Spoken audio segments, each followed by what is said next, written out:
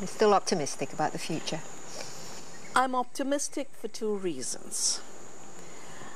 First, because of my background in quantum theory, which teaches us uncertainty, that even though the juggernaut is moving towards this extinction, there is uncertainty that human awakening and human consciousness could steer it around.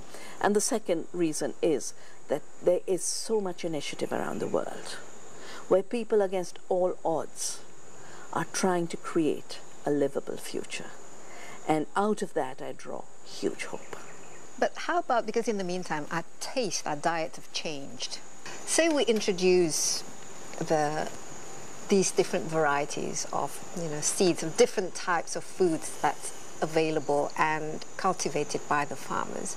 How hard would it be to actually translate them into these sort of consumable, attractive, and because our diet has in the meantime sort of gone through this transformation where we expect that, oh, this is better than that, for example, or the international style food is better than the sort of local.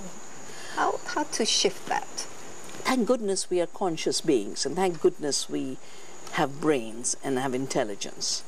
And just as our intelligence was directed in the wrong direction by moving towards junk and thinking it's superior, that same intelligence, through another kind of education and awareness, can move into appreciating the quality of diversity, the quality of taste. Taste is an education, and the quality of what is nutrition about.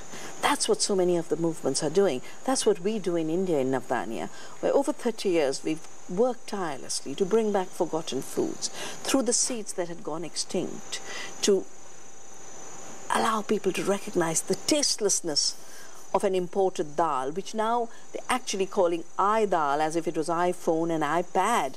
It's soya powder turned into a dal. It's not even a dal at all.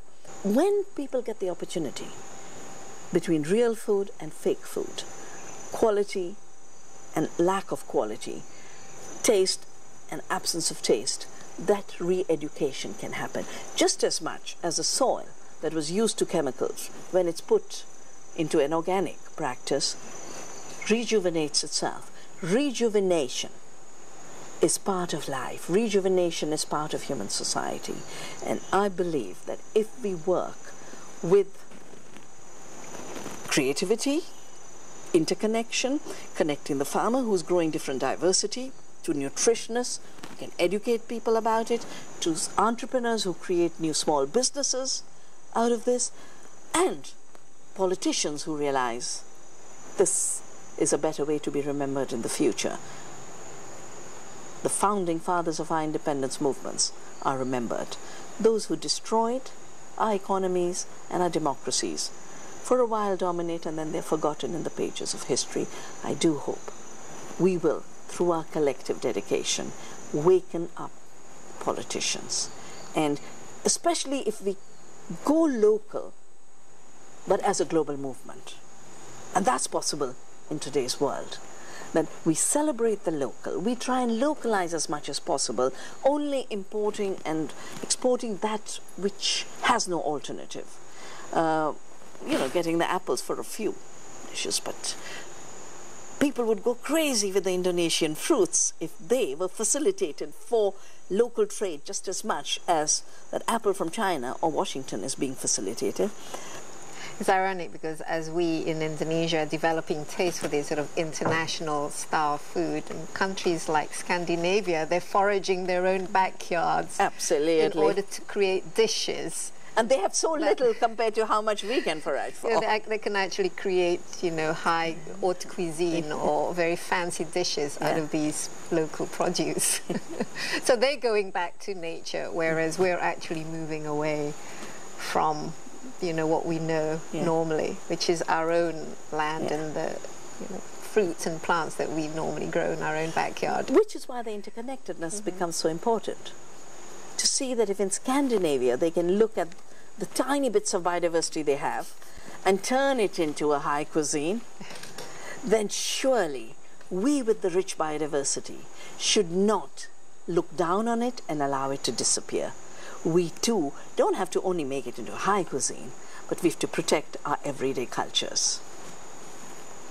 Vandana, thank you so much. Thank you, It's been Daisy. wonderful talking to you. My pleasure. Enlightening. Changing our agricultural system from a conventional farming methods such as relying on chemicals, pesticides and fertilizers, as well as monoculture seeds, into one that is a lot more traditional, such as allowing farmers to save their own seeds and cultivate them and create biodiversity, as well as carrying out organic farming techniques, is a good way to ensure our food sustainability well into the future, as well as making sure that the food that we eat is healthy, not only for us, but also for the planet.